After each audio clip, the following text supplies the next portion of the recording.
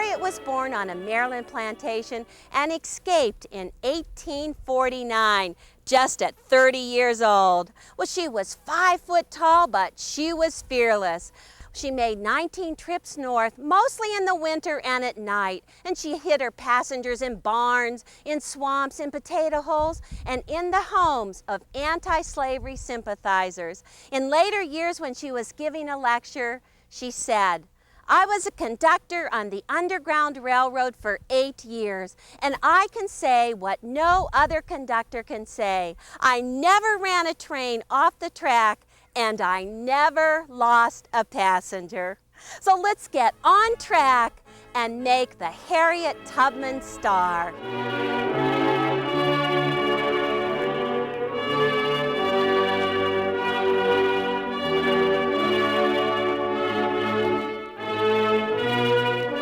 I'm happy to add Harriet Tubman to my collection of stars. Well, another name for the Harriet Tubman star is Star Within a Star. And what a perfect name, because right here in the center is a 6.5-inch square that makes up the center star, and then around the outside edge, those 8 dark points, and then the corners. Now, as soon as I'm finished showing you the star, then I'll show you how to do the border treatment, and it's great too. One other name is Stars and Squares, and what a perfect name, because this block is made from 13 different squares. Now, see if you can remember all of them. No triangles and no diamonds. Now, the outside of the star starts right here.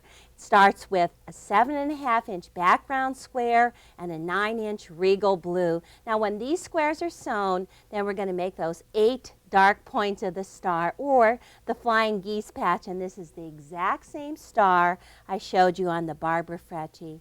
The 4 corners are 3.5 inches square.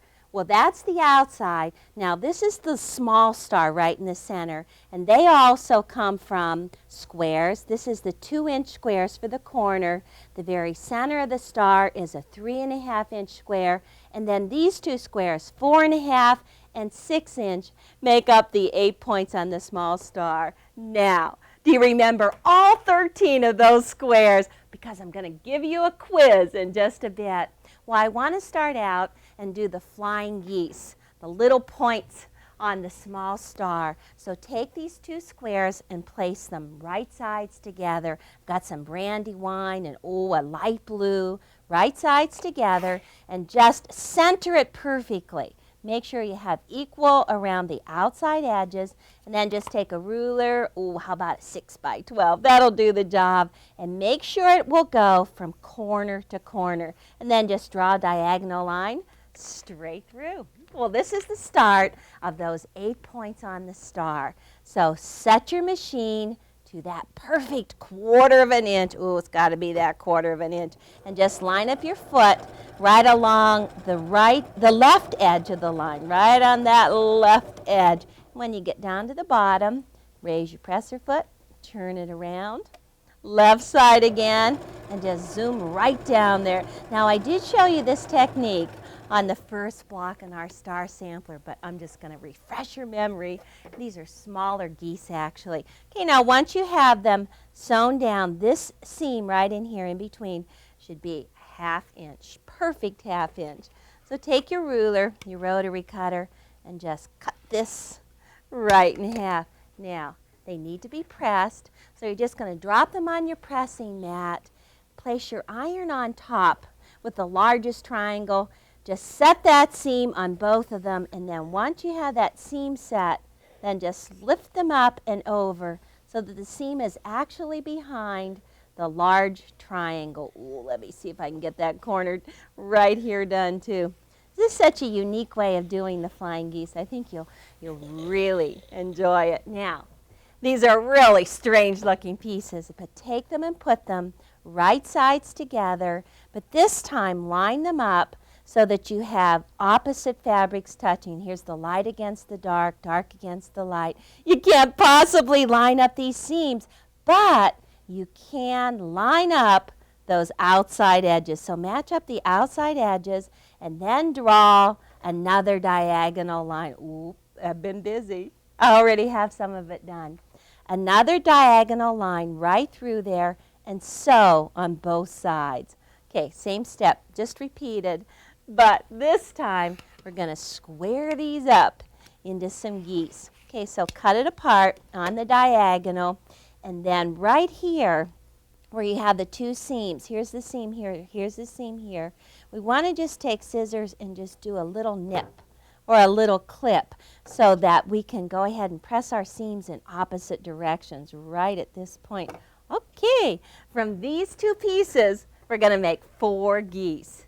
Now, take it and press it. First on the right side, I like to get that seam going in the right direction. So right here, take the iron into the geese and press it out. And then on the opposite side, right into the geese and press it out. And then you can turn it on the wrong side. And with that clip, boy, it's going perfect. You can just push that in opposite directions. All right, now we've got this funny looking thing. Sure doesn't look like geese to me.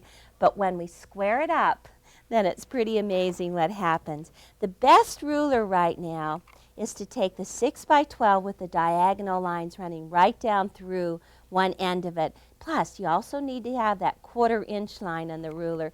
So just line that right up on the peak of the geese. Right here, the 1/4 inch line is on the peak of the geese, plus the diagonal line is running right along that seam. So you just cut that, looking more like geese now. And then just take this piece, turn it around, repeat the same process, 1/4 inch seam, diagonal line, and you literally trim out this small section right in the middle. Can't even think of a use for that one. We'll just get rid of it. Now, we're going to do a little more squaring, and I'm going to use the 6-inch square ruler for this step, because you can just go ahead and drop it. Turn the ruler so that the diagonal line goes right up into the corner, and line that up on the seam. We want to square this piece to 2 inches by 3.5. And so the halfway point would be at 1 3/4 right here, and 2 inches going from here to here. Oh, it's looking good. So if we just take and we trim 2 sides away, and now you just need to turn it one time and make it a perfect 2 inches by 3 inches. Let's see. Get that all straight on there. All right. Just trim that off. 1 geese from the patch. And let me just do one more trim, and I'll show you the second one. Okay. 2-inch line right here. Here's 1 3/4 at the bottom. 2 inch along here. 3.5 up here. Let me just push that up. Just trim that up and over. And then on the last side, there's just a tiny bit to trim off right there. Let's see. Oh, perfect. Okay, so when you check it, you've got your 1/4 inch seam here. You've got your points coming right out to each one of those edges. Well, from those 2 squares, you're going to be doing 4 geese. And I went ahead and already did some of those. So let me just lay out that center star. This is the 3.5 inch square right in the middle. And the 3.5 inch edge of the geese goes right around the outside edge. And then you need to have your 2-inch squares right in the corner. Oh, pretty good. Actually, I do love this star. I think it's also called evening star as well. Great. Love it. Okay, now, to finish sewing this, all you need to do is just flip the vertical rows right sides together and sew right down, and then flip them back, and then add that second row on right along the edge. Let me just go ahead and slide this up. You sew the whole star together, and that should measure approximately 6.5 inches. And then once your center star, your small star is finished, then you just go ahead, take the larger geese. Oh, they're looking good. Look how pretty that is. Beautiful. 3.5 inch squares right here just to finish that off. Sew the whole block together. You'll be so proud of it. Let me get my borders ready for you now. This border is beautiful in contemporary fabrics, made with piece squares, ending with stars right in the corner. Well, Lois Thornhill designed and made this beautiful quilt. Just love it. Now you start out by making 4 Harriet Tubman stars and sewing them together, just like I showed you. But in addition, you need to make 4 additional stars as you made for the center so that those can go right in the corners. Now this is called a split sawtooth border. They come from piece squares that are sewn on either side of a border strip. And my gosh, we need to make 88 of those, so we need to move quickly. Now, start out with a background square and a dark square placed right sides together. The pieces are 10.5 inches by 14 inches, and you need 4 sets.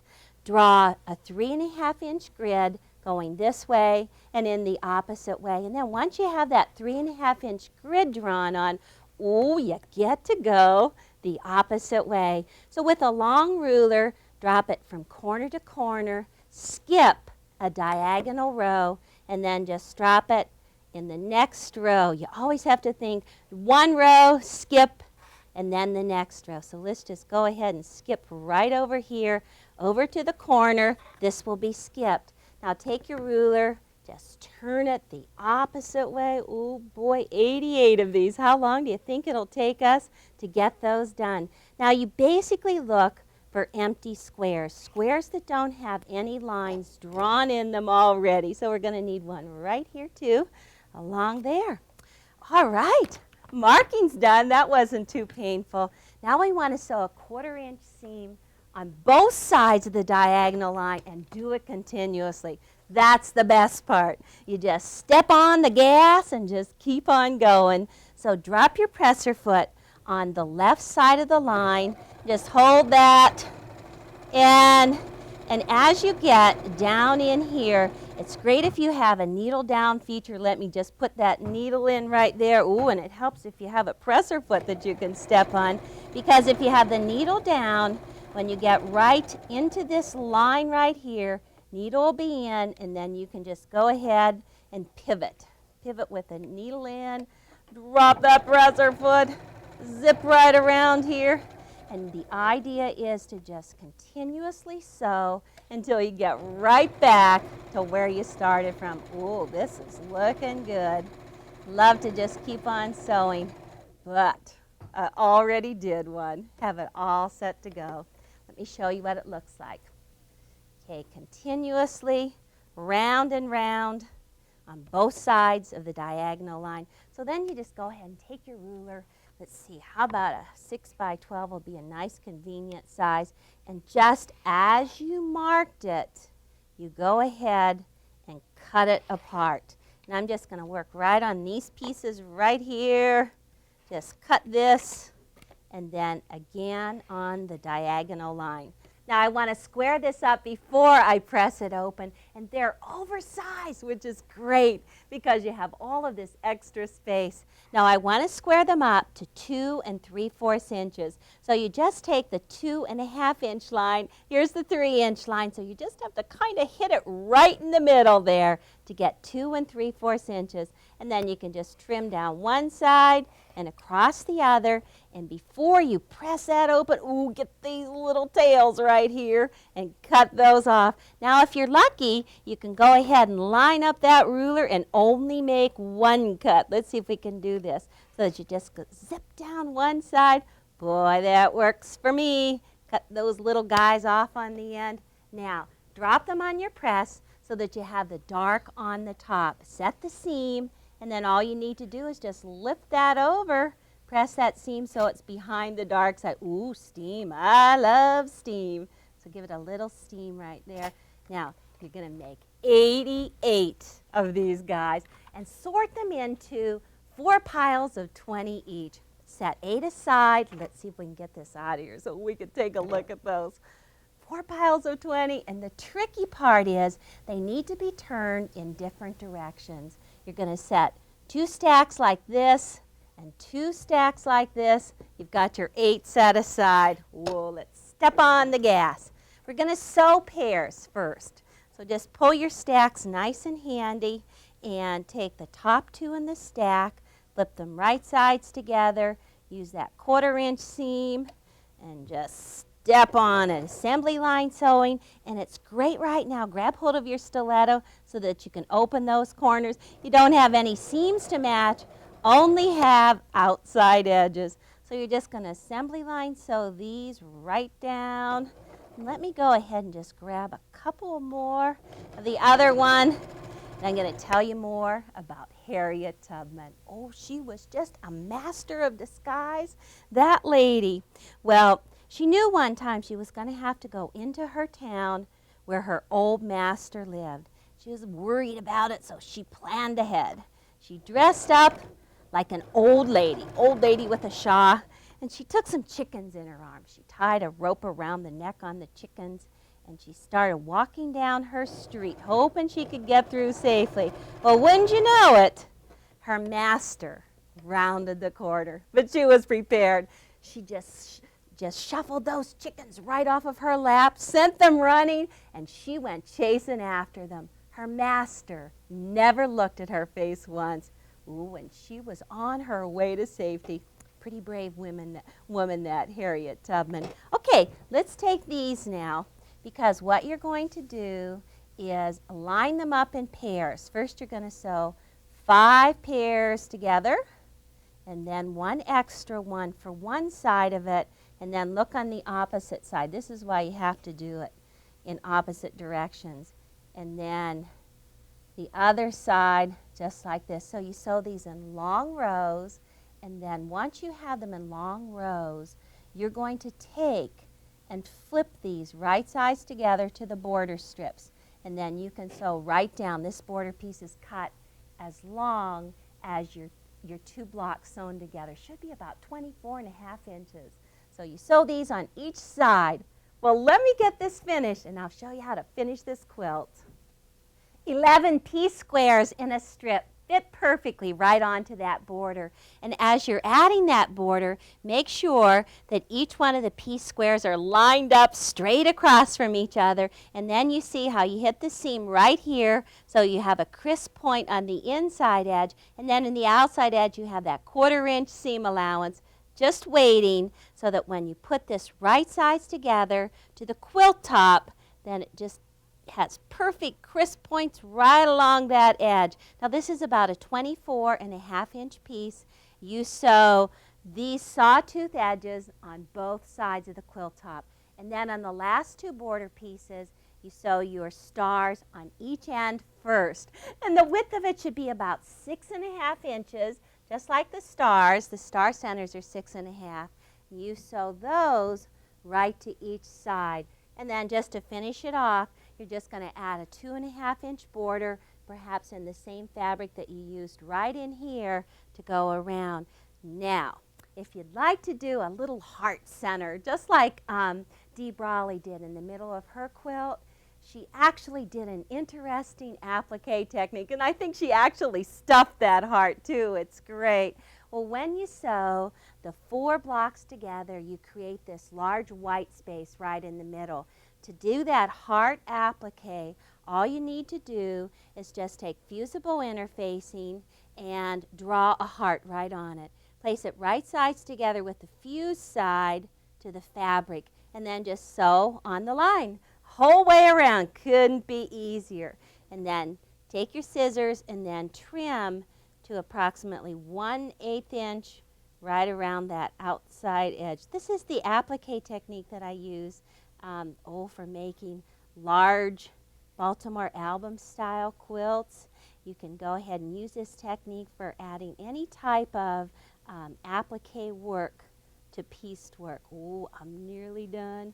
One more cut right here, and then because you went the whole way around the outside edge, just take your scissors and cut just a little nick right in the middle of the fusible interface, and get your fingers in there and just pop this right side out. And then you'll need to have a point turner to curve, smooth out your curves, round that out like that. And then to finish it off, if you want to put some stuffing in it, go ahead, stuff it lightly. You just need to put it right in the center. You can fuse that right in place with the iron, and then with invisible thread and the blind hem stitch, just stitch right around the outside edge. You'll have a great looking quilt.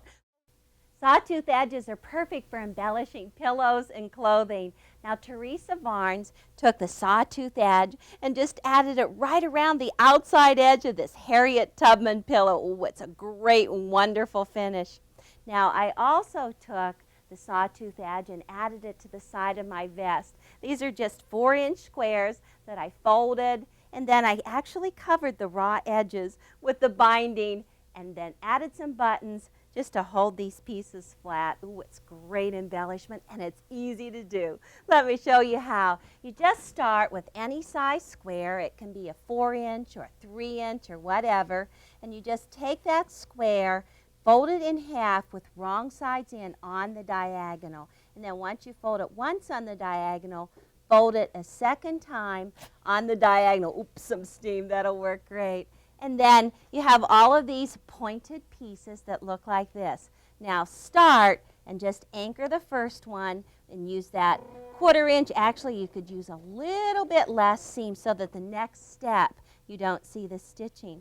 And once you've gone approximately 1/3 of the way down, lift up that end and insert your second one and just chain along there. You can change your colors. How about we'll just do a little bit darker blue, but you make these as long as the side of the pillow. You can put them on the side of a quilt, whatever you'd like to do.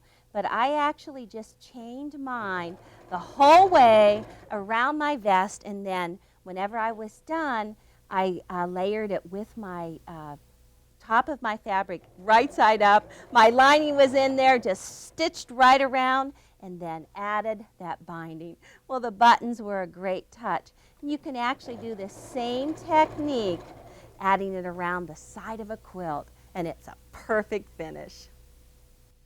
During the Civil War, women had many responsibilities.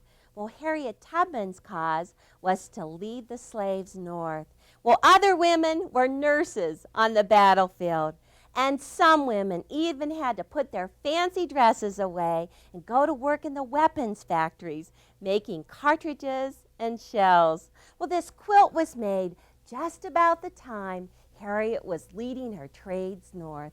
Well, you can tell when you look at it because of the size. Ooh, it's very large, large enough to cover one family and perhaps drape over to the trundle bed on the side. And the fabrics also give it away, that double pink on pink, and all those blacks too. Now it's a lone star, and then the corners are finished with 8-point stars. Now this quilt has always been a favorite of mine because I was told that this was a bullet hole. Well, I'm not sure, but you know, it brings up all kinds of interesting thoughts. One day, I turned that corner over, and this is what I saw. Well, bullet hole, whatever. Perhaps we'll just call this an outraged husband's quilt. Well, Harriet Tubman loved to tell the story about one trip leading 25 slaves north. They'd spent all day and all night in a swamp. And then suddenly one of the men lost courage and he wanted to turn back. But she didn't want to jeopardize the rest of the slaves. So she pulled out a gun and she said, "Move or die." Well, needless to say, he moved. And the next day, he was a free man. Well, in honor of Harriet, I hope you're free to escape to your sewing room and make your Harriet Tubman star.